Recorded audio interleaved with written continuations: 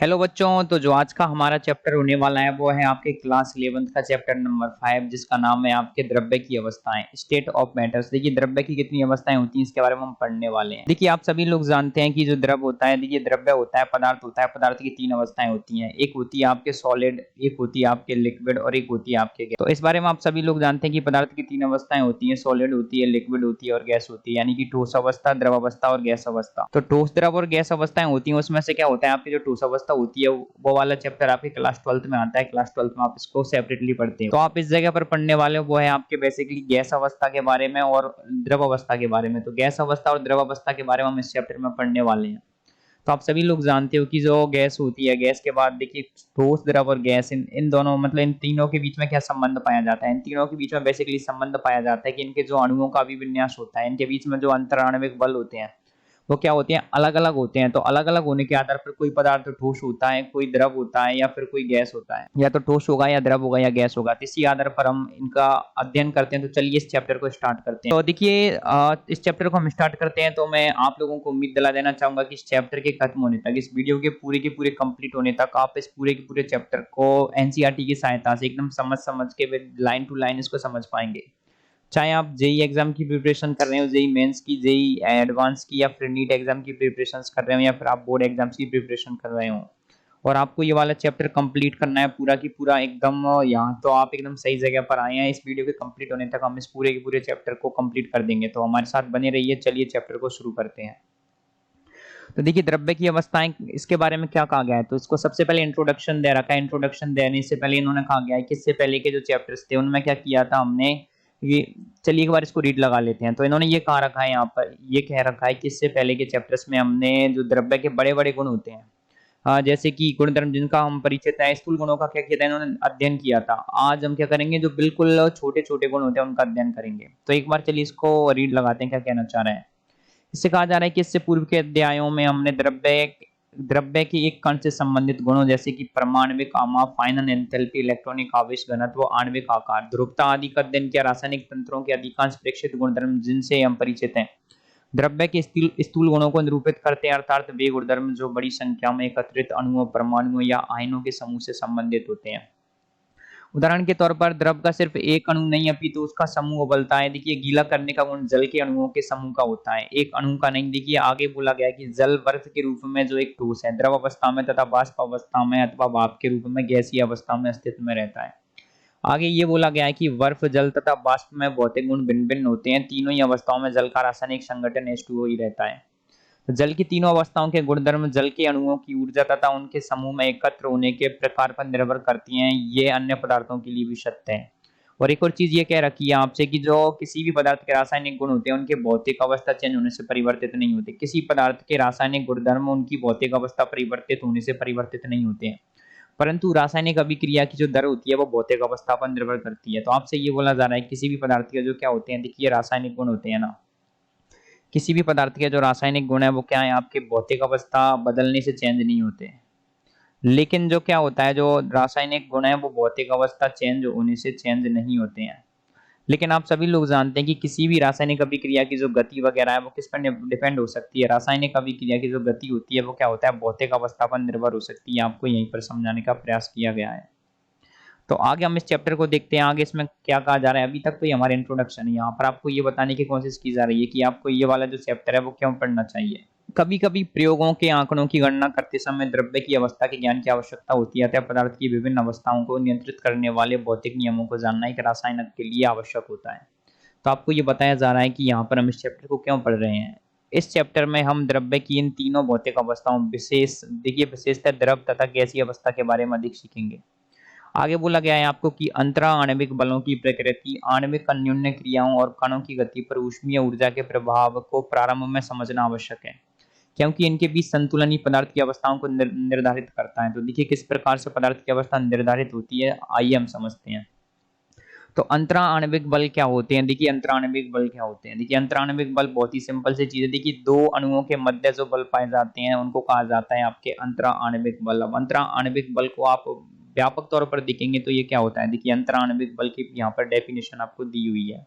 अन्योन्यकारी कणों यानी कि परमाणुओं तथा अणुओं के मध्य आकर्षण और प्रतिकर्षण बलों को आप अंतराण्विक बल कहते हैं। तो अन्योन्यकारी कण क्या हो सकते हैं, या तो आपके परमाणु हो सकते हैं या फिर अणु हो सकते हैं। इस पद का तात्पर्य है कि दो विपरीत आवेशित आयनों के मध्य विद्युत बल या उससे बल या उस बल से जो अणु या परमाणु को थामे रखता है वो नहीं है। आप लोगों ने सुना होगा कि आयनों के मध्य क्या पाया जाता है, स्थिर विद्युत बल पाया जाता है, या फिर वो बल जो परमाणु को थामे रखता है वो अंतराण्विक बल नहीं होता। अंतराण्विक बल होता है अन्योन्यकारी कणों के मध्य आकर्षण और प्रतिकर्षण बल होता है, उसको बोलेंगे आप अंतराण्विक बल।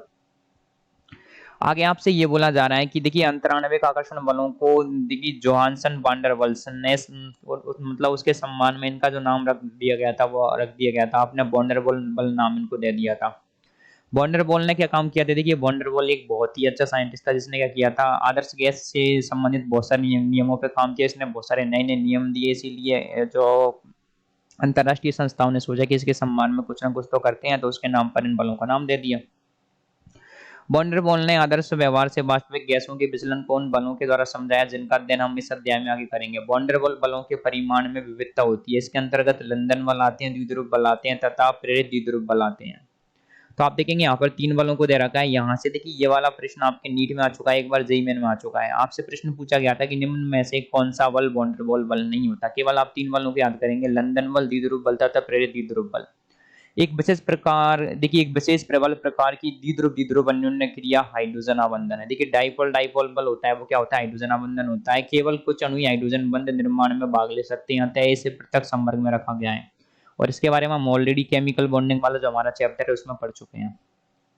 आगे बोला गया है कि यहाँ ध्यान देने योग्य तथ्य यह है कि एक आयतन तथा एक द्विध्रुव के मध्य आकर्षण बल जिन्हें आप आयन द्विध्रुव बल इनको आप आयन द्विध्रुव बल कहा जाता है, वॉन डर बॉल बल नहीं होते। तो ये भी इंपॉर्टेंट है, जो उस प्रश्न आया था ना उस प्रश्न का उत्तर यही आया था कि यहाँ पर दिए गए बलों में से कौन सा बल एक आपके वॉन डर बॉल बल नहीं है, तो आयन द्विध्रुव बल आया था। एक बार ये जेईई मेन में आया था और एक बार नीट में भी आ चुका है जहां तक मुझे याद है, तो आप इस बात को ध्यान रखेंगे।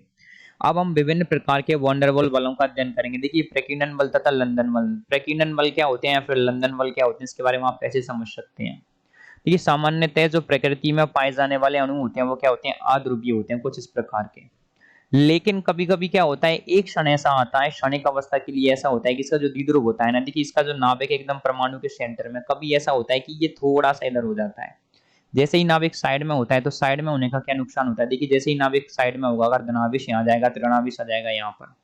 चूंकि ये दोनों क्या है, अध्रुवीय अणु है, तो अध्रुवीय होने के लिए क्या हो जाएगा, इस जो आपके ऋणावेश इस तरफ आया है, इसको संतुलित करने के लिए क्या होगा, आपके इस वाले परमाणु का जो धनावेश है वो इधर आ जाएगा, तो ये इधर आ जाएगा। यहाँ पर देखेंगे आप, यहाँ पर आ गया ताकि ये संतुलित हो जाए, और इसका ऋणावेश आ जाएगा, इस तरफ आ जाएगा।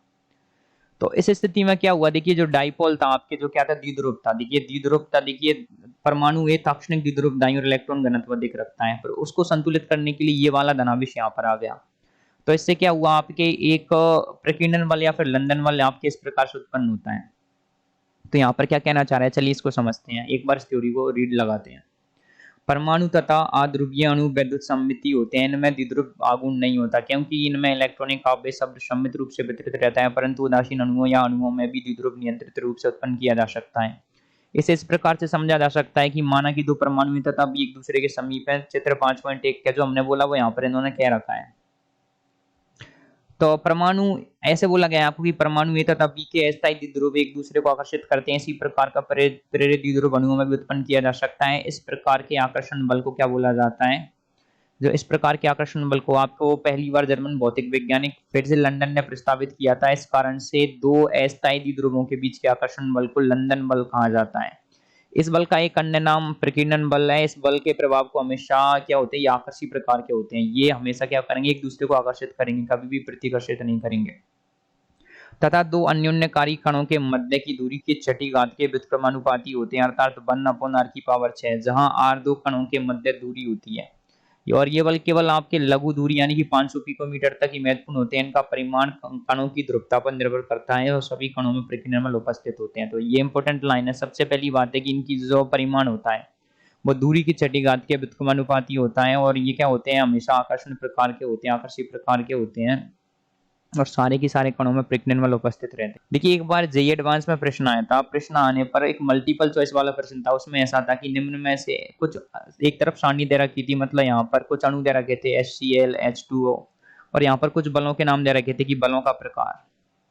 और आपसे पूछा गया था कि जो पानी होता है H2O के अंदर कितने प्रकार के आकर्षण बल पाए जाते हैं। तो वहां पर कुछ बच्चों ने ये गलती की थी, उन्होंने जो प्रकीर्णन बल था ना, प्रकीर्णन बल को H2O का जो जो अणु था उसमें उसके बल को गिनना भूल गए थे। अगर वहां पर वो गिन देते, और वहां पर संख्यात्मक प्रश्न था, ऐसे पूछा गया था 3 बल होंगे, 4 बल होंगे या 5 बल होंगे। तो जो बच्चे समझ, यहाँ पर जिस लाइन देखिए, एक लाइन को टारगेट किया था। यहाँ पर देखिए आपने जेईई एडवांस ने केवल एक एनसीईआरटी की लाइन को टारगेट किया था कि सारे की सारे अणुओं में क्या प्रकीर्णन बल पाए जाते हैं। जिन बच्चों को ये लाइन याद थी वो इस प्रश्न को कर पाए। तो आप समझ सकते हैं कि एनसीईआरटी का कितना महत्व है आपके किसी भी एग्जाम के अंदर। आगे जो आने वाला बल है वो है आपके डाइपोल डाइपोल बल, यानी कि द्विध्रुव बल। ये क्या होता है? डाइपोल डाइपोल बल दो द्विध्रुवों के मध्य लगता है।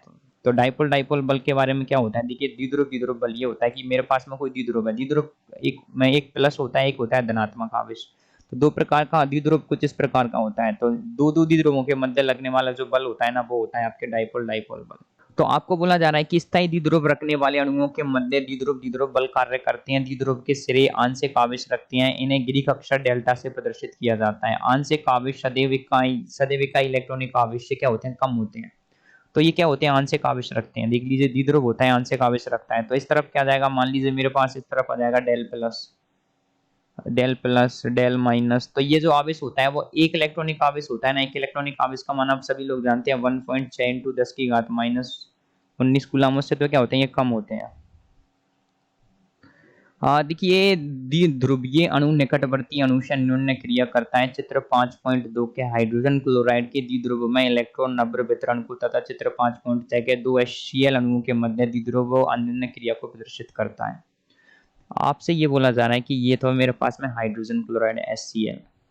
तो अगर यहाँ पर है आपके डेल प्लस, यहाँ पर है आपके डेल माइनस, यही हम आपको बताना चाह रहे थे। और इनके बीच में जो बल होता है ना, कुछ इस प्रकार से होता है, एक डेल प्लस और एक डेल माइनस के बीच में कुछ इस प्रकार से होता है। देख लीजिए मेरे पास में ये डेल प्लस, ये डेल माइनस, यहाँ पर आ जाएगा आपके, यहाँ पर आ जाएगा, देखिए आपके यहाँ पर आ जाएगा डेल माइनस और यहाँ आ जाएगा डेल प्लस। तो कुछ इस प्रकार से बल होता है। देखिए यहाँ पर आ जाएगा माइनस और यहाँ पर आ जाएगा मेरे पास यहाँ प्लस और यहाँ माइनस। तो डेल प्लस और डेल माइनस के बीच में क्या होता है? जो आकर्षण बल होता है वही होता है आपके द्विध्रुव आकर्षण बल। कुछ इस प्रकार का जो बल होता है वो आएगा द्विध्रुव आकर्षण। द्विध्रुव प्रेरित द्विध्रुव बल, देखिए डाइपोल और इंड्यूस्ड डाइपोल आकर्षण इसको कहा जाता है। इस प्रकार के आकर्षण बल स्थायी द्विध्रुव रखने वाले ध्रुवीय अणुओं तथा स्थायी द्विध्रुव नहीं रखने वाले अणुओं के मध्य कार्यरत होते हैं। तो कैसे होता है? देखिए डाइपोल इंड्यूस्ड डाइपोल बल किस प्रकार से कार्य करता है। ये होता है मेरे पास एक तो होता है द्विध्रुव, तो द्विध्रुव में मेरे पास एक पाया जाएगा धनात्मक भाग और एक पाया जाता है ऋणात्मक भाग। तो कुछ इस प्रकार का मेरे पास एक द्विध्रुव होता है। तो द्विध्रुव के अंदर और एक मेरे पास होता है अध्रुवीय अणु। अध्रुवीय अणु में क्या होता है? देखिए अध्रुवीय अणु में धनात्मक और ऋणात्मक भाग क्या होते हैं? एकदम संतुलित होते हैं। तो जो आपके ध्रुवीय अणु होता है वो क्या करता है? अध्रुवीय अणु के अंदर क्या करता है? आकर्षण बल उत्पन्न कर देता है। ये आ जाएगा आपके ध्रुवीय अणु। अब ध्रुवीय अणु अध्रुवीय अणु में आकर्षण बल उत्पन्न कर देता है। किस प्रकार से उत्पन्न करता है? चलिए उसको देखते हैं। स्थायी द्विध्रुव रखने वाला अणु वैद्युतोदासीन अणु के इलेक्ट्रॉन नंबर को विकृत करके द्विध्रुव प्रेरित कर देता है। इस प्रकार अन्य अणु में प्रेरित द्विध्रुव उत्पन्न हो जाता है। इस स्थिति में भी आकर्षण क्या होता है? दूरी की छठी घात के व्युत्क्रमानुपाती होता है। 1/r⁴ बल के समानुपाती होता है। जहां R दो अणुओं के मध्य की दूरी है। प्रेरित द्विध्रुव आघूर्ण स्थायी द्विध्रुव के द्विध्रुव आघूर्ण तथा विद्युत उदासीन अणु में ध्रुवता पर निर्भर करता है।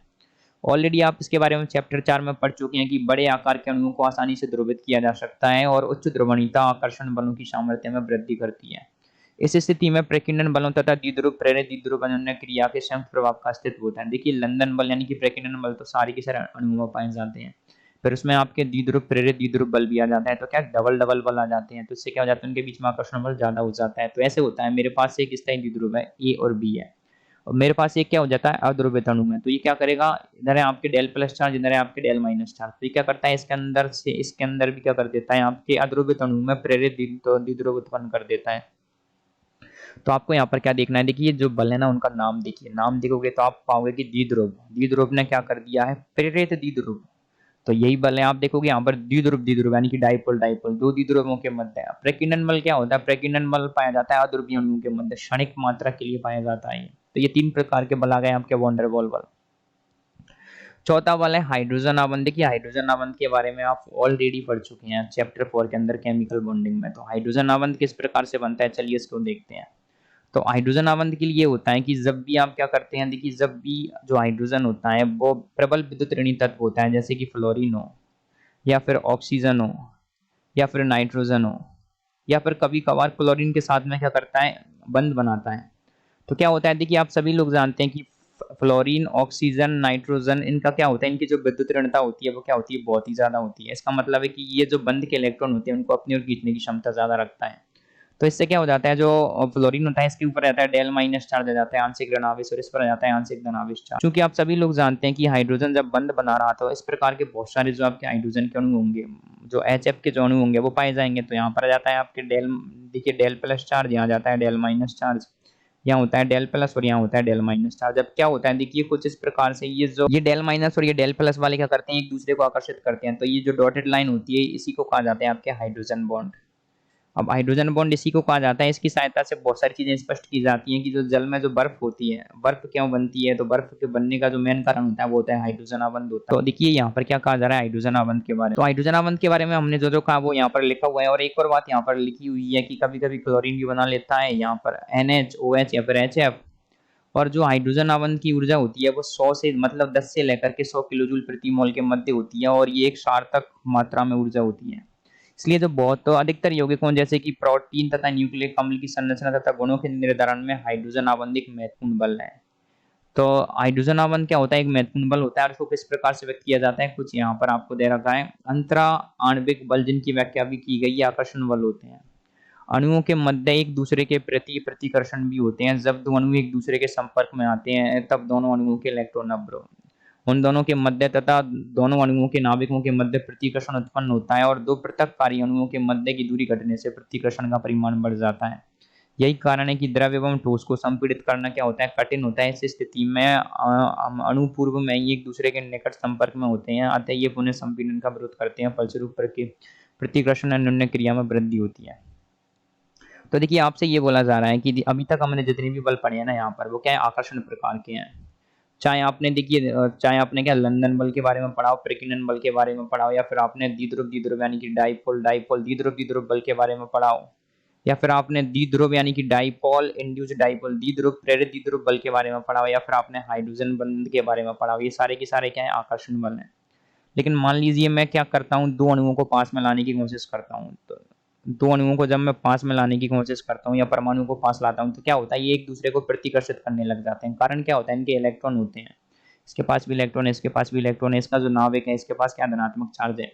तो देखिए आप सभी लोग जानते हैं समान चार्ज एक दूसरे को प्रतिकर्षित करते हैं, तो इनके बीच में क्या होता है, प्रतिकर्षण बढ़ जाता है। तो यही यहाँ पर समझाया गया है। तो अब यहाँ पर एक इंपॉर्टेंट फैक्टर आता है, वो होता है आपके ऊष्मीय ऊर्जा। ऊष्मीय ऊर्जा क्या होती है, एक पदार्थ के अणु या परमाणुओं की गति के कारण ऊष्मीय ऊर्जा उत्पन्न होती है। यह पदार्थ के ताप के समानुपाती होती है।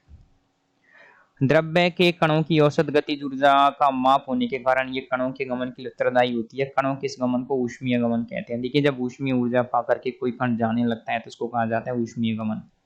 अब हम पढ़ेंगे अंतराण्विक बल बनाम ऊष्मीय अन्योन्य क्रिया। तो आपको यहाँ पर ये बताया जा रहा है कि जो बल होते हैं, देखिए हम सभी लोग जानते हैं कि द्रव्य की 3 प्रकार की अवस्थाएं होती हैं। एक अवस्था होती है आपके ठोस अवस्था, एक अवस्था होती है आपके द्रव अवस्था, एक अवस्था होती है आपके गैस अवस्था।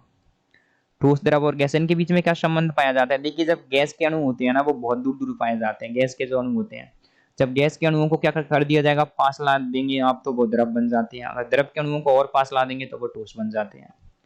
तो ये तो होता है आपके अंतरा आणविक बलों के बीच में संबंध। अंतरा आणविक बल क्या होंगे, मान लीजिए मैं क्या करूंगा, गैस के अणुओं के बीच में बहुत ज्यादा अंतरा आणविक बल लगा दूंगा, तो क्या हो जाएगा, वो पास आ जाएंगे। पास आने से क्या हो जाएगा, वो द्रव बन जाएंगे। मैं द्रव के अणुओं के बीच में और अधिक अंतरा आणविक बल लगा दूंगा तो वो और पास आ जाएंगे, तो वो क्या हो जाएंगे, ठोस बन जाएंगे। अब उल्टा देखते हैं ऊष्मीय ऊर्जा के साथ क्या होता है। ऊष्मीय ऊर्जा क्या करती है, उन कणों की गति को बढ़ा देती है। मान लीजिए मेरे पास कोई ठोस है, बर्फ है, मैं क्या करूंगा, इसके ऊष्मीय ऊर्जा को बढ़ा दूंगा। तो क्या हो जाएगा, ठोस क्या बन जाएगा, ठोस बन जाएगा, द्रव बन जाएगा। मैं ऊष्मीय ऊर्जा को और बढ़ा दूंगा तो ठोस क्या बन जाएगा, गैस बन जाएगा। तो आप देख सकते हैं कि ऊष्मीय ऊर्जा और जो अंतर आणविक बल है वो किस तरीके से एक दूसरे से संबंधित हैं। तो पदार्थ की विभिन्न अवस्थाओं के निर्धारण में और उनकी जो अवस्था किस प्रकार से चेंज होती है उसमें आपके अंतराण्विक बल और ऊष्मीय ऊर्जा एक दूसरे के साथ कोरिलेटेड होते हैं, जुड़े हुए होते हैं। यही यहाँ पर आपको बताने की कोशिश की जा रही है। तो देखिए आपको क्या बताया जा रहा है, देखिए गैस को द्रव में बदल सकते हैं ठोस में अंतराण्विक अन्योन्य क्रियाओं की पूर्व प्रभावित। आप जानते हैं ठोस के अंदर अंतराण्विक बल सर्वाधिक होते हैं, उसके बाद द्रव में होते हैं, उससे कम गैस में होते हैं। ऊष्मीय ऊर्जा भी सेम है। देखिए आपके ठोस के अंदर ऊष्मीय ऊर्जा दोगे तो आप द्रव बन जाएगा, वो गैस बन जाएगा। सेम बातें जो हमने ऊपर बोली थी वो आपको यहाँ पर बताई जा चुकी हैं। तो आपको ये भी बताया जा रहा है कि जो ठोस अवस्था का अध्ययन हम क्या करेंगे, कक्षा 12th में करेंगे। हमने पहले ही बता दिया था चैप्टर के स्टार्टिंग में कि यहाँ पर आप केवल सॉलिड स्टेट को छोड़ करके लिक्विड स्टेट और गैस स्टेट दोनों को पढ़ेंगे। अब हम पढ़ेंगे गैसीय अवस्था के बारे में। देखिए गैसीय अवस्था क्या होती है, तो ये जो हमारा पूरा चैप्टर है वो दो अवस्थाओं के बारे में है, वो है आपकी गैस अवस्था और द्रव अवस्था। तो गैसीय अवस्था क्या होगी, गैसीय अवस्था के बारे में आप सभी लोग जानते हैं, बचपन से पढ़ते आ रहे हैं। गैसीय अवस्था पदार्थ की वो अवस्था होती है जब क्या होता है, इसके बीच में जो कणों के बीच में अंतराण्विक आकर्षण बल होता है वो क्या होता है, बहुत ही कम होता है। हाँ, जो गैसीय अवस्था में कणों के बीच में जो क्या होता है अंतरा आणविक आकर्षण बल होता है वो क्या होता है, वो बहुत कम होता है। अंतरा आणविक आकर्षण बल क्या होता है, कम होता है। और ये क्या करते हैं, एक दूसरे से फ्रीली मूव कर पाते हैं। तो चलिए इसको समझते हैं। देखिए यह द्रव्य की सरलतम अवस्था है। हम अपने पूर्ण जीवन काल में वायु के महासागर में डूबे रहते हैं, जो गैसों का मिश्रण होता है। हमारे चारों तरफ वायुमंडल पाया जाता है, उसको आप वायु का महासागर कहते हैं, जो गैसों का मिश्रण होता है। हम वायुमंडल की सबसे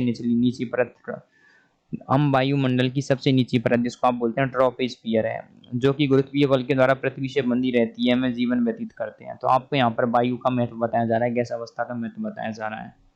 वायुमंडल की यह पतली परत हमारे जीवन के लिए महत्वपूर्ण है। यह परत हमारी हानिकारक विकिरणों से तथा रक्षा करती है। देखिए इसमें डाइऑक्सीजन, डाइनाइट्रोजन, कार्बन डाइऑक्साइड, जलवाष्प आदि उपस्थित होती है। अब हम अपना ध्यान पदार्थ की उस अवस्था पर केंद्रित करेंगे जो ताप एवं दाब की सामान्य परिस्थितियों में गैसीय अवस्था में होते हैं। देखिए सामान्य परिस्थितियों में आवर्त सारणी में केवल 11 तत्व गैसीय अवस्था में रहते हैं। कौन कौन से? 6 तो आपके उत्कृष्ट गैसें हो गई, हीलियम, नियन, ऑर्गन, क्रिप्टॉन, जीनोन और रेडॉन।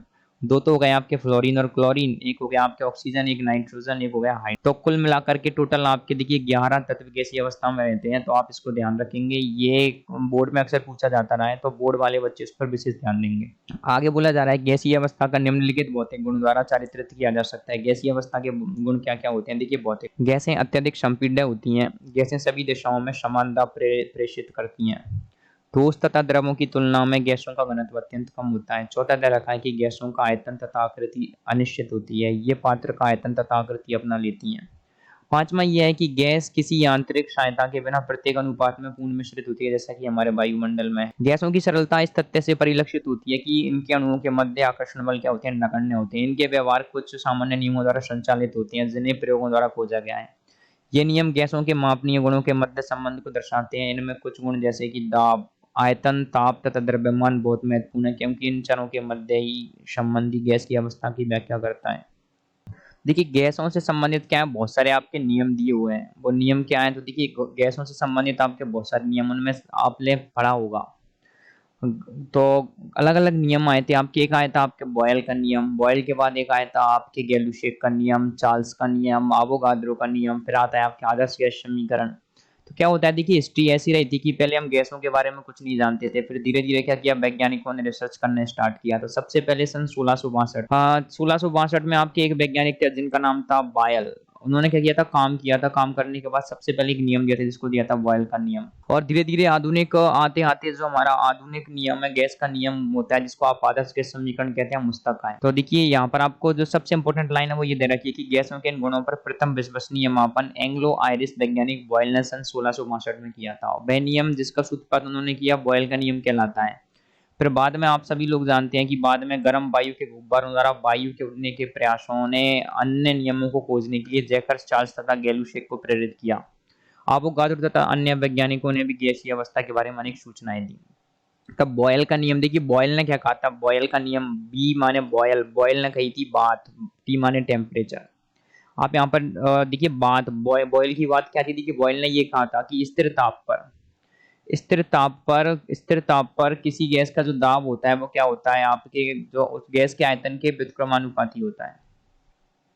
बॉयल ने ये कहा था कि स्थिर ताप पर किसी गैस का जो दाब होता है वो उसके आयतन के व्युत्क्रमानुपाती होता है। तो देखिए बॉयल ने क्या कहा था, अपने प्रयोगों के आधार पर रॉबर्ट बॉयल इस निष्कर्ष पर पहुंचे कि स्थिर ताप पर गैस की निश्चित मात्रा यानी कि अर्थात मोलों की संख्या का दाब उसके आयतन के व्युत्क्रमानुपाती होता है। तो इन्होंने ये कहा था कि बी प्रोपोर्शनल टू होता है 1/b। देखिए जब आप प्रोपोर्शनलिटी का चिन्ह हटाओगे, समानुपातिकता का चिन्ह हटाओगे, तो यहाँ पर आपकी एक समानुपातिक स्थिरांक आ जाता है p बराबर ky। यहाँ पर क्या है, आपके एक समानुपातिक स्थिरांक है। तो इन्होंने कहा था कि जब आप p और 1/b के बीच में क्या करोगे, ग्राफ बनाओगे, तो आप सभी लोग जानते हैं कि ये क्या होता है, y बराबर mx। यहाँ पर m क्या हो जाएगा, m आ जाएगा k और x क्या हो जाएगा 1/b। तो ये क्या हो जाता है, एक सरल रेखा। देखिए जब आप 1/b और p के बीच में ग्राफ बनाओगे तो ये आ जाएगा सरल रेखा। लेकिन जब आप P और B के बीच में ग्राफ बनाओगे तो देखिए P और B के बीच में क्या समानुपातिकता है 1/b की। तो ये क्या आ जाएगा, ये आ जाएगा आपके अति प्रबल है, आयतनीय अति प्रबल है। तो देखिए यहाँ पर आपको दे रखा है कि P यहाँ पर दे रखा है इन्होंने प्रेशर और यहाँ दे रखा है आयतन। आयतन के बीच में जब इन्होंने ग्राफ बनाया तो ये आता है आपके एक अति प्रबल टाइप का। ये इसको बोला जाता है आपके समतापीय वक्र। विभिन्न तापों पर एक गैस के आयतन तथा देखिए दाब के मध्य वक्र कुछ इस प्रकार से आ जाता है। लेकिन जब आप P और 1/b के बीच में ग्राफ बनाओगे तो ये आता है कि स्ट्रेट लाइन। यहाँ केवन एक समानुपातिक स्थिरांक, स्थिरांक केवन का मान गैस की मात्रा, गैस के ताप तथा उन इकाइयों जिनके द्वारा P तथा B व्यक्त किए जाते हैं उन पर निर्भर करता है। तो देखिए K का क्या पर डिपेंड करता है, आप समझ सकते हैं। गैस की मात्रा पर, उसके ताप पर और उन इकाइयों के द्वारा जिनके द्वारा P और B डिसाइड किए जाते हैं उन पर डिपेंड करता है। समीकरण 5.2 को पुनर्व्यवस्थित करने पर हम ये पाते हैं। देखिए Pb बराबर कांस्टेंट, तो देखिए Pb बराबर कांस्टेंट आ जाएगा K1, अर्थात स्थिर ताप पर गैस की निश्चित मात्रा का आयतन तथा दाब का गुणनफल स्थिर होता है। यदि गैस की निश्चित मात्रा को स्थिर ताप T पर दाब P1 तथा आयतन B1 से प्रसारित किया जाता है जिससे आयतन P2 तथा B2 तक हो जाता है, तो बॉयल के नियम के अनुसार ये होता है। देखिए बॉयल का नियम क्या कहता है, चलिए इसको इधर समझ लेते हैं। बॉयल ने ये कहा था कि जो गैस का आयतन होता है ना, P प्रोपोर्शनल टू 1/b होता है। जब हम इस चिन्ह को हटाते हैं तो यहाँ पर एक समानुपातिकता स्थिरांक आ जाता है K इंटू 1/b। तो इन्होंने ये कहा था कि Pb बराबर कांस्टेंट, यानी कि गैस का जो आयतन है और गैस का जो देखिए गैस का आयतन और गैस का प्रेशर है, दोनों के बीच का जो गुणनफल होगा वो कांस्टेंट आ जाएगा। आपसे ये बोला जा रहा है कि P1B1 बराबर क्या आना चाहिए, P2B2। तो P1 अपॉन P2 बराबर मैं क्या करूंगा, इसको इधर पहुंचा दूंगा तो B2 अपॉन B1, क्योंकि P व्युत्क्रमानुपाती होता है काय के आयतन के, P प्रोपोर्शनल टू 1/b।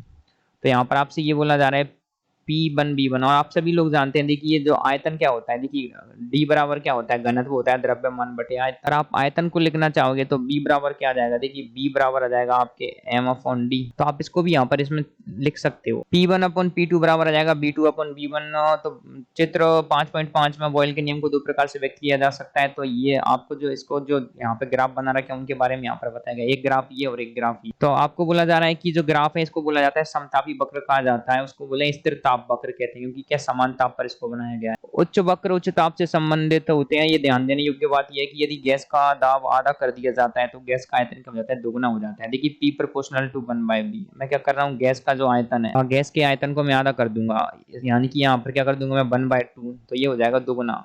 तो ये दोगुना हो जाएगा, सीधी सी बात है। सारणी 5.1 300 केल्विन पर 0.9 मोल कार्बन डाइऑक्साइड के आयतन पर दाब के प्रभाव को दर्शाती है। तो ये कुछ यहाँ पर कुछ प्रैक्टिकल चीजें दे रखी हैं, ये हमारे कोई काम की नहीं है देखा जाए। और देखिए P और 1/b वाला ग्राफ भी आपको बता रखा है। तो मात्रात्मक रूप से बॉयल के प्रयोग ये सिद्ध करते हैं कि गैसें क्या होती हैं, अत्यधिक संपीड़न नहीं होती हैं। तो आपको यहाँ पर प्रश्न आ सकता है कि बॉयल के नियम क्या क्या सिद्ध करता है कि गैसें क्या होती हैं, अत्यधिक संपीड्य होती हैं, क्योंकि जब एक गैस के दिए गए द्रव्यमान को संपीड़ित किया जाता है तब उसके अणु कम स्थान घेरते हैं। इसका तात्पर्य यह है कि उच्च दाब पर गैस अधिक सघन हो जाती है। बॉयल के नियम का उपयोग करने पर गैस के दाब तथा घनत्व के मध्य एक संबंध प्राप्त होता है।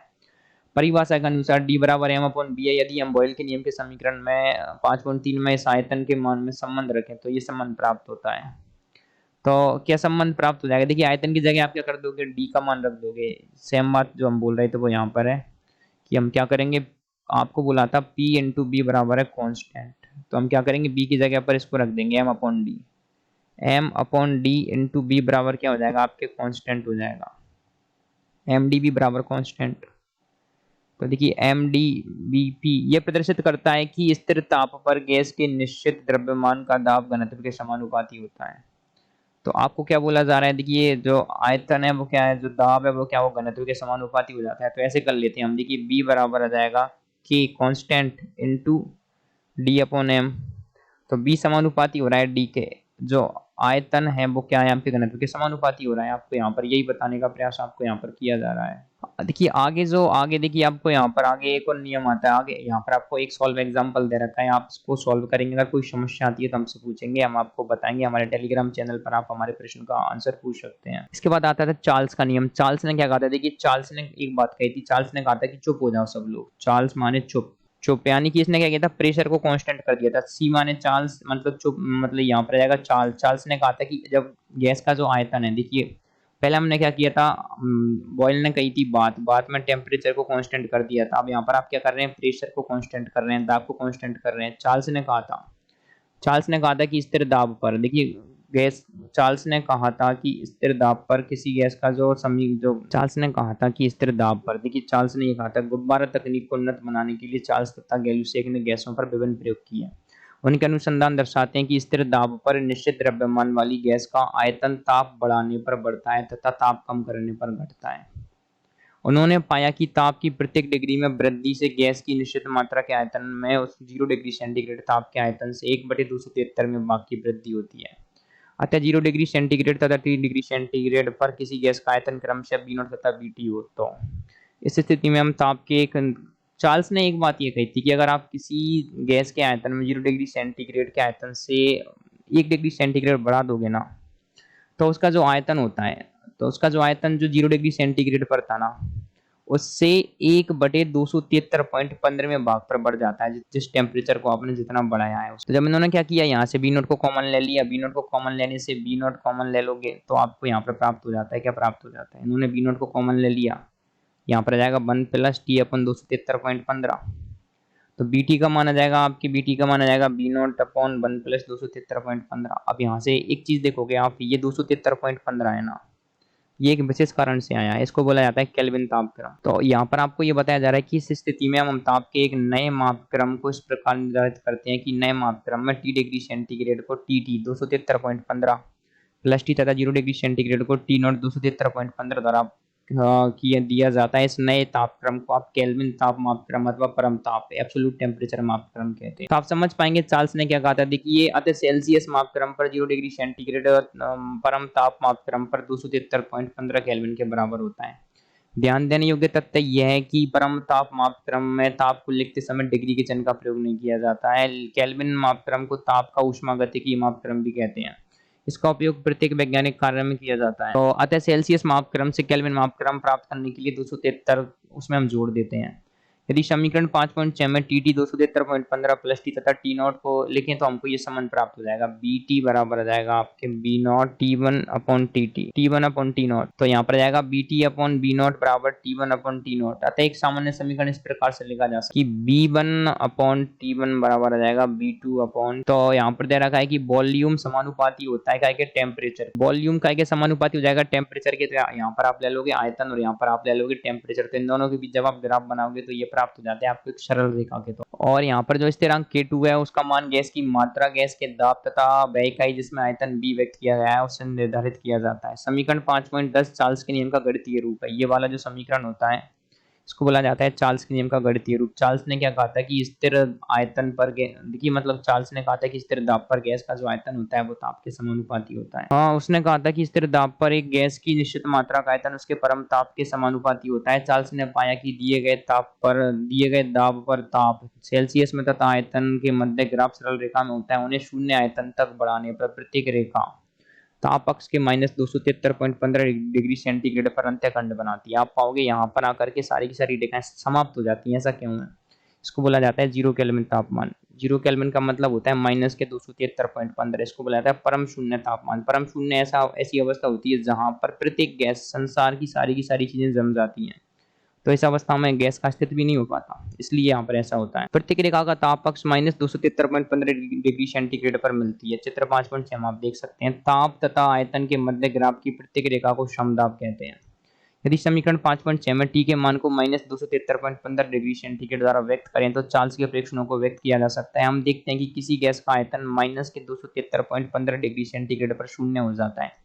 इसका तात्पर्य यह है कि प्रत्येक गैस का अस्तित्व नहीं रहता है। वास्तव में इस ताप पर पहुंचने से पूर्व प्रत्येक गैस द्रवित हो जाती है। वह न्यूनतम काल्पनिक ताप जिस पर गैस शून्य आयतन गिरती है उसको बोलते हैं परम शून्य, एब्सोल्यूट जीरो कहते हैं। बहुत कम दाब तथा उच्च ताप पर प्रत्येक गैस बॉयल के नियम का पालन करती है। तो आप समझ पाए होंगे कि बॉयल का नियम क्या होता है। बॉयल ने ये कहा था कि बॉयल ने देखिए बॉयल के नियम का पालन करती है, और आप समझ पाएंगे बॉयल ने क्या कहा था, चार्ल्स ने क्या कहा था। इसके बाद आए थे हमारे नए साइंटिस्ट जिसका नाम था गैलूश।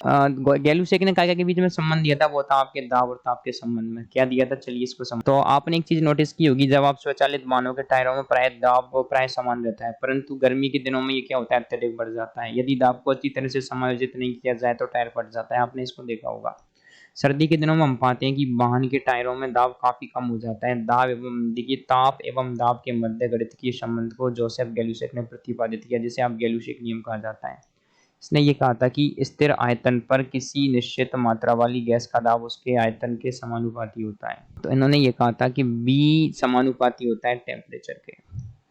आप अगर किसी गैस का तापमान बढ़ा दोगे ना तो उसका आयतन बढ़ जाएगा। इसीलिए कहा जाता है कि सर्दियों में क्या होता है, जो किसी भी जो टायर होता है, टायर की हवा क्या हो जाती है, हमारी कम हो जाती है।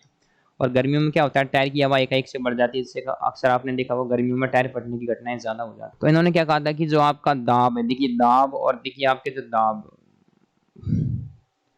दाब और जिन्होंने टेम्परेचर के बीच में ग्राफ बनाया तो ये आ जाता है आपके समानुपाती आ गया था। तो दाब और टेम्परेचर के बीच का जो ग्राफ है वो क्या आ गया था, आपके समानुपाती आ गया। इस संबंध को बॉयल के नियम या चार्ल्स के नियम द्वारा भी निरूपित किया जा सकता है। स्थिर मोलर आयतन पर दाब तथा ताप केल्विन के मध्य आरेख को चित्र 5.7 में दर्शाया गया है। प्रत्येक रेखा को आप समायतनी कहते हैं। इसके बाद जो हमारा अगला नियम है वो है आपके आवोगाद्रो का नियम। आवोगाद्रो ने क्या किया था, आवोगाद्रो ने मात्रात्मक संबंध दिया था आयतन और मात्रा के बीच में।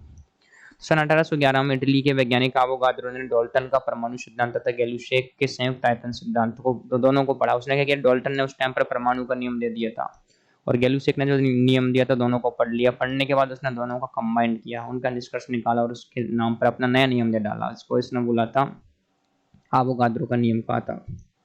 इसने कहा था कि ताप तथा दाब की समान परिस्थितियों में समान आयतन वाली गैसों में समान संख्या में अणु होते हैं। इसका तात्पर्य यह है कि जब ताप एवं दाब स्थिर रहता है तो गैस का आयतन उसके अणुओं की संख्या पर, या अन्य शब्दों में कहा जाए तो गैस की मात्रा पर निर्भर करता है। गणितीय रूप में हम लिख सकते हैं कि आयतन समानुपाती होता है गैस के मोलों पर। तो जब समानुपातिकता के चिन्ह को हटाते हैं तो आपके यहाँ पर एक स्थिरांक आ जाता है जिसको इन्होंने के फॉर नाम दे रखा है। आप सभी लोग जानते हैं कि गैस के एक मोल में जो अणुओं की संख्या होती है वो कितनी होती है, 6.023 गुणा 10⁻23। और इसको आप अवोगाद्रो स्थिरांक भी कहते हैं और इसके बारे में आप ऑलरेडी चैप्टर 1 में पढ़ चुके हैं। आगे आपसे ये बोला गया है चूंकि गैस के जो क्या होते हैं, गैस का आयतन मोलों की संख्या के समानुपाती होता है, तब प्रत्येक गैस का एक मोल मानक ताप एवं दाब पर, जिसका तात्पर्य यानी कि मानक ताप और दाब का मतलब होता है, मानक ताप होता है 273.15 केल्विन और दाब होता है 1 बार या फिर 10⁻5 पास्कल, समान आयतन रखता है। एसटीपी पर आदर्श गैस का जो आयतन होता है वो होता है 22.7 लीटर प्रति मोल होता है। इससे पहले तक इसको 22.4 माना जाता था, लेकिन करंट जो एकदम लेटेस्ट है वो माना जाता है 22.7। कुछ गैसों का मोलर आयतन आपको सारणी 5.2 में दिया गया। आप देखोगे ऑर्गन होती है 22.37, carbon dioxide 22.54, di nitrogen 22.69, di oxygen 22.69, hydrogen 22.72, 22.71। आप देखोगे अधिकतर गैसों का जो आयतन है वो 22.7 के आसपास है। कुछ गैसें थोड़ा बहुत डिफरेंस दिखा रही हैं। तो आगे ये बोला था कि एक गैस के मोलों की संख्या की गणना इस प्रकार से की जा सकती थी कि मोल, गैस के मोल कैसे निकाले जाते हैं। गैस के मोल निकाले जाते हैं n बराबर दिया गया भार बटे उसका क्या होता है, परमाणु भार। तो यहाँ पर आप क्या करोगे, b का मान कुछ इस तरीके से लिख सकते हो। देखिए b प्रोपोर्शनल टू होता था n, तो b बराबर आ जाता था आपके kn, और n का मान आपने यहाँ से ये रख दिया, तो b बराबर आ जाएगा k into small m upon capital M। तो यही आपको बताया जा रहा है यहाँ पर। समीकरण 5.13 को इस प्रकार से पुनर्विन्यासित किया जाता है। m देखिए m बराबर k for m into b बराबर k फॉर d। यहाँ d गैस का घनत्व है, यहाँ d गैस का घनत्व। समीकरण 5.14 से हम निष्कर्ष निकालते हैं कि किसी गैस का घनत्व उसके मोलर द्रव्यमान का समानुपाती होता है।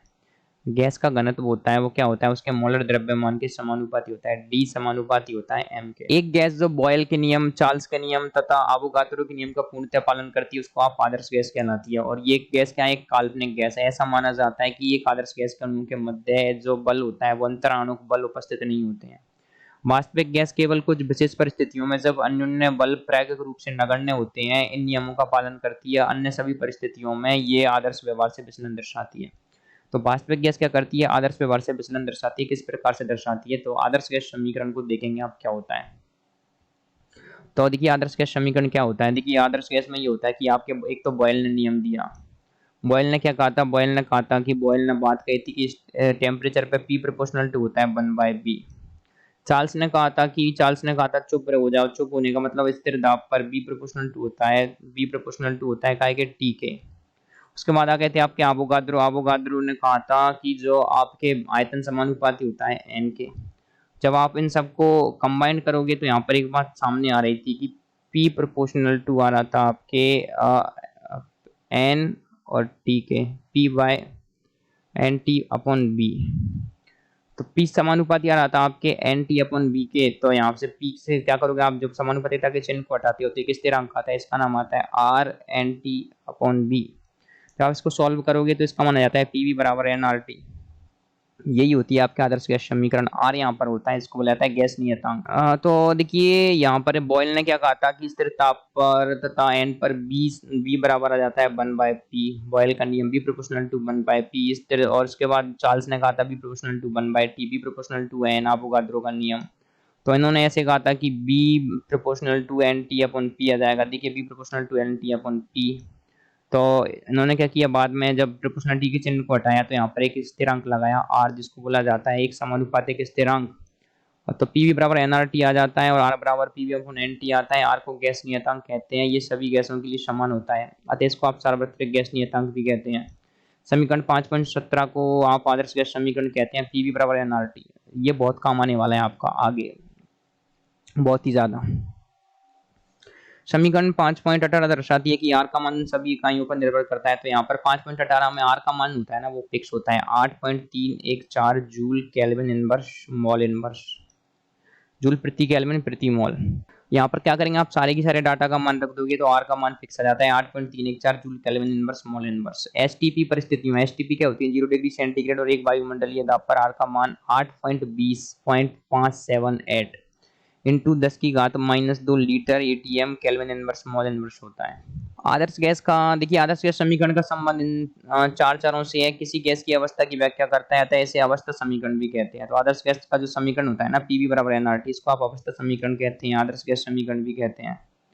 तो यहाँ पर इसकी सहायता से बहुत सारे नियम बनाए जा सकते हैं कि P1 B1 बराबर आ जाएगा, देखिए N1 T1, कुछ इस तरीके से अलग अलग नियम बनाए गए। P1 B1 बराबर आ जाएगा NR, तो P2 B2 अपॉन T2 बराबर आ जाएगा NR। तो ऐसा आ जाएगा P1 B1 अपॉन T1 बराबर P2 B2 T2। तो इस समीकरण की सहायता से आप देखेंगे क्या क्या चीजें आपको फिक्स कर रखी है, क्या क्या नहीं कर रखा। पीवी बराबर एनआरटी की सहायता से बहुत सारे नियम बनाए जाते हैं। समीकरण 5.19 एक उपयोगी समीकरण है। यदि उपरोक्त तो छह चरों में से 5 चरों के मान ज्ञात हों तो अज्ञात चर की गणना समीकरण 5.19 द्वारा की जा सकती है। इस समीकरण को संयुक्त गैस नियम कहते हैं। P1 B1 अपॉन T1 बराबर P2 B2 अपॉन T2। इसके बाद हम पढ़ेंगे गैसीय पदार्थ का घनत्व एवं मोलर द्रव्यमान। देखिए गैसीय पदार्थ का घनत्व और मोलर द्रव्यमान में क्या संबंध होता है, आप सभी लोग जानते हैं। देखिए Pb बराबर होता है NR, और हम सभी लोग जानते हैं घनत्व क्या होता है, D बराबर होता है M अपॉन B। तो हम क्या करेंगे, यहाँ से जो B का मान होता है उसको रख दोगे आप M अपॉन D। तो P इंटू बी का मान रखोगे आप M अपॉन D बराबर NRT। तो हम यहाँ पर क्या करेंगे, PM बराबर आ जाएगा आपके, देखिए PM बराबर, और n क्या होता है आपके, n का मान होता है small m upon capital M। P into m बराबर इसका small m upon capital M D R, small m into capital M R T. तो आप पाओगे यहाँ पर क्या हो जाएगा, इस m से इस m कट जाएगा, तो ये P इंटू कैपिटल M बराबर आ जाएगा डी आर टी। M बराबर D R T upon P, आप इसको सॉल्व करोगे P इंटू कैपिटल M बराबर D R T, P M D R T, prime minister DRT. इसके बाद जो अगला नियम है वो है आपके डाल्टन का आंशिक दाब का नियम। तो डाल्टन के आंशिक दाब के नियम में क्या कहा है, डाल्टन ने ये कहा था कि किसी भी गैस का जो कुल दाब होता है पी टोटल, उस गैस के जो जितने भी उसके अवयवी आयन है उन सभी के योग के बराबर होता है P1 plus P2 plus P3 plus P। तो इसको जॉन डाल्टन ने दिया था, 1801 में दिया था। इन्होंने कहा था कि अन्योन्य क्रिया से विहीन गैसों के मिश्रण का कुल दाब प्रत्येक गैस के आंशिक दाब के योग के बराबर होता है। तो प्रत्येक गैस का जो आंशिक दाब होता है उसका योग कर दोगे उसके बराबर होता है। अर्थात वह दाब जब इन गैसों को ताप की समान परिस्थितियों में समान आयतन वाले पात्र में पृथक बंद किया जाता है तो प्रत्येक गैस पर उत्पन्न किए गए दाब को आंशिक दाब कहते हैं। गणितीय रूप में आप ऐसे कह सकते हैं कि P टोटल आ जाएगा आपके P1 plus P2 plus P3 और स्थिर तापमान और स्थिर आयतन पर, जहां P कुल आ जाएगा गैसों के मिश्रण का कुल दाब है तथा P1 P2 P3 गैसों के आंशिक दाब है। तो सामान्यतः क्या होता है, गैसों को क्या किया जाता है, जल के ऊपर में अवशोषित किया जाता है। तो हम क्या करेंगे, उसका जो शुष्क गैस का आयतन क्या करोगे आप, आंशिक दाब निकालोगे तो क्या कर देते हैं, उसमें से आप जलीय तनाव, जो गैस का जल पर आयतन होता है, उसको घटा दिया जाता है। गैसों को सामान्यतः जल के ऊपर एकत्र किया जाता है। ये नम होती है, नमी युक्त गैस जिनमें जल वाष्प भी होती है कि वाष्प दाब में से जल जल का जो वाष्प दाब घटाने से शुष्क गैस के दाब की गणना की जा सकती है। जल वाष्प द्वारा लगाए जाने वाले दाब को जलीय तनाव कहते हैं। विभिन्न ताप पर जल के जलीय तनाव को सारणी 5.3 में दिया गया है। तो ये वाली सारणी। अब मोल अंश के रूप में आंशिक दाब क्या होता है, देखिए मोल अंश के रूप में आंशिक दाब ये होता है कि पी बराबर होता है एनआरटी। तो यहाँ पर इन्होंने क्या कर रखा है आप यहाँ पर कि पी बराबर है एनआरटी अपॉन बी। अब माना ताप T पर बी आयतन वाले पात्र में 3 गैस है जिनका आंशिक दाब क्रमशः P1 P2 और P3 है। तो P1 आ जाएगा N1 RT upon B, P2 N2 RT upon B, P3 N3 RT upon B. तो P टोटल क्या आ जाएगा, P1 plus P2 plus P3, इन तीनों को जोड़ देंगे। तो यहाँ से क्या कर लोगे आप, पी टोटल आ जाएगा, पी टोटल बराबर आ जाएगा N P1 plus P2 plus P3 का मान आप यहाँ से रख, तो कुछ इस प्रकार से आ जाएगा। अब हम क्या करेंगे, यहाँ से RT अपॉन बी तीनों में से कॉमन ले लेंगे। कॉमन लेने से पी टोटल का मान आ जाएगा आपके N1 plus N2 plus N3 RT upon P1 को P कुल से भाग देने पर हम पाएंगे, देखिए P1 को आप क्या करोगे, P कुल से भाग देंगे, P1 अपॉन P टोटल का मान क्या है आपके N1 plus N2 plus N3 upon RT by V। तो आप इससे भाग दे देंगे N1 plus N2 plus N3 RT by V। इससे ये कट जाएगा, इसका माना जाएगा n अपॉन एन टोटल। इसको क्या बोला जाता है, मोल प्रवाह। n अपॉन मेरे पास n टोटल, सारे की सारे मोल हैं। तो x1 को बोला जाता है मोल प्रवाह। x1 को पहली गैस का मोल अंश या फिर मोल प्रवाह। तो इससे आप एक डिसीजन निकाल पाएंगे कि P1 बराबर आता है उस गैस का क्या आ जाता है, मोल अंश इनटू P टोटल, P कुल। इसी प्रकार से अन्य दो गैसों के लिए P2 आ जाएगा उस गैस का मोल अंश और P टोटल, P3 के लिए उस गैस का मोल अंश P टोटल। एक सामान्य नियम यह जाता है कि मान लीजिए मेरे पास कोई गैस है Pi, तो उसका क्या जाएगा, मोलेंस निकाल लो और पी टोटल आपको दे रखा है। तो इससे इस प्रकार से आप पी आई निकाल सकते हैं, जहां पी आई तथा एक्स आई और आई गैस के क्रम से आंशिक दाब और मोलेंस है। यदि गैसों के मिश्रण का कुल दाब ज्ञात हो तो समीकरण 5.29 द्वारा प्रत्येक गैस का उत्पन्न आंशिक दाब आप ज्ञात कर सकते हैं। यही आपको यहाँ पर बोला जा रहा है। इसके बाद जो हमारा नेक्स्ट टॉपिक आने वाला है वो है आपके गैसों का अनुगतिक सिद्धांत। चूंकि वीडियो की ड्यूरेशन काफी लंबी हो चुकी है तो हम इसको यहीं पर करते हैं, इसको हम नेक्स्ट वीडियो में लेंगे। तो इस वीडियो में कमेंट करके आप बताएं कि आपको ये वाली वीडियो कैसी लगी, और आप इसी प्रकार की अगर और वीडियोस पाना चाहते हैं तो हमारे साथ जुड़े रहें, हमारे चैनल को सब्सक्राइब करें, हमारे यूट्यूब चैनल को जितना हो सके अपने फ्रेंड्स के साथ शेयर करें, वीडियो को लाइक करें। अगर आपको वीडियो पसंद नहीं आती है तो आपको इसमें किस प्रकार से हम इम्प्रूवमेंट कर सकते हैं उसको भी बता सकते हैं। और अगर आप इस चैप्टर के नोट्स डाउनलोड करना चाहते हैं तो आप हमारे टेलीग्राम चैनल को ज्वाइन कर सकते हैं, एनसीईआरटी वन शॉट के नाम से है। वहाँ पर आपको सारे की सारे जो नोट्स हैं इससे रिलेटेड जितनी भी पीडीएफ है वो हम प्रोवाइड करा रहे हैं। Thank you guys, thanks for watching this video.